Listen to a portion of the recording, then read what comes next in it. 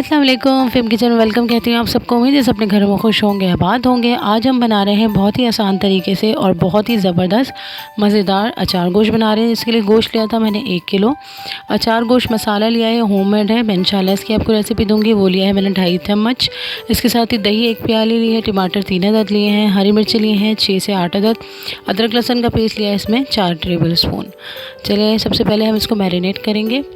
दही ले लेंगे, मैंने 1 कप दही ली थी, वो मैंने इसमें डाल दिया। इसके साथ ही मैं इसमें डाल दूंगी अदरक लहसुन का पेस्ट।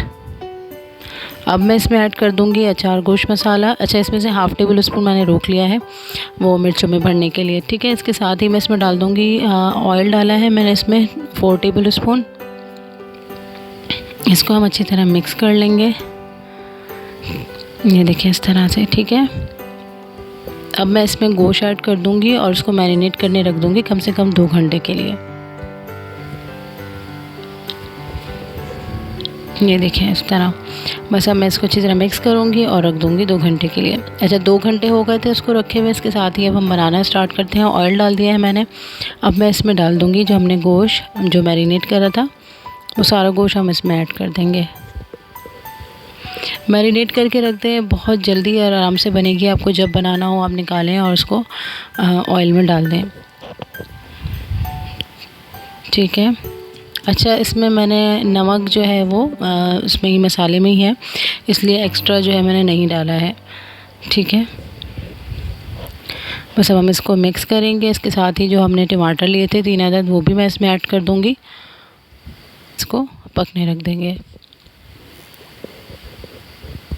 फ्लेम जो है वो अभी मीडियम ही रखी हुई है, ठीक है। अभी टमाटर डाल दिए मैंने इसको अच्छी तरह मिक्स करेंगे, ये देखिए इस तरह से। और अब इसको हम मीडियम फ्लेम पे रख देंगे 40 मिनट्स के लिए कि गोश्त जो है, अच्छा इसमें पानी नहीं डाला है, जैसे कि दही का पानी है और टमाटर का पानी है, गोश्त का अपना पानी है, उसी में ये गल जाएगा। ये देखिए 40 मिनट्स हो गए थे, गोश्त जो है वो गल चुका था। अब हम इसकी अब भुनाई करेंगे। ये देखिए बहुत अच्छी तरह इसको भून लें कि इसमें टमाटर जो है वो बिल्कुल गल जाए, इसमें मिक्स हो जाए। जब ये अच्छी तरह भुन जाएगा फिर हम इसमें हरी मिर्च ऐड करेंगे।